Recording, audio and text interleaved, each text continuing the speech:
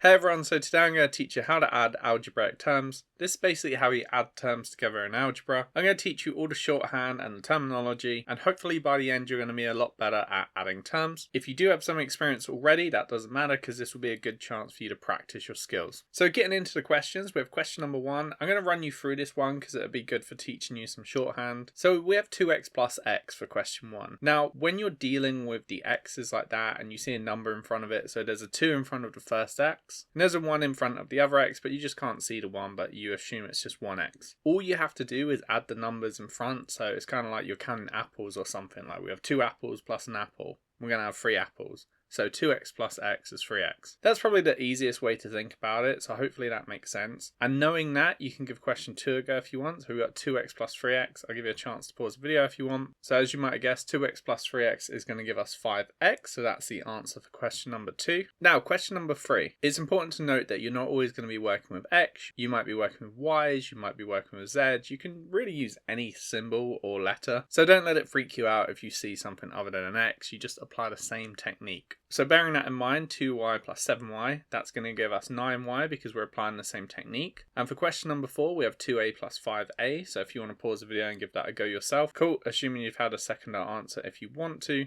2a plus 5a is going to give us 7a. Okay, so question number 5, it's a bit more complex now. We've got x squared plus x squared. So we need to treat x squared as a term in this case, just how like we treated x as the term earlier or y as the term. We want to say how many x squareds do we have? Well, we have 1x squared and 1x squared, so we're going to have 2x squared. Okay, so that's going to be our answer for 5. If you want to pause the video and give question 6 a go, please feel free to. We've got 3x squared plus 5x squared. Assuming you've had a chance to answer if you want to, that's going to give us 8x squared because we're adding the 3 and the 5. We had 3x squared and then we have 5x squared. It's like we have 3 apples and 5 apples with 8 apples. Yeah, so pretty similar for question 7, except we're working with y squared now. So we have 2y squared plus 3y squared. So using the same technique as before, it's going to give us 5y squared. And question number 8, you apply a similar technique. So we've got 2z cubed plus 8z cubed. That's obviously going to give us, drum roll, you can have a guess if you want, 10z cubed. Okay, so you've got the general idea down. When you're working with groups of terms too, if you have a x and you have x squared and x cubed,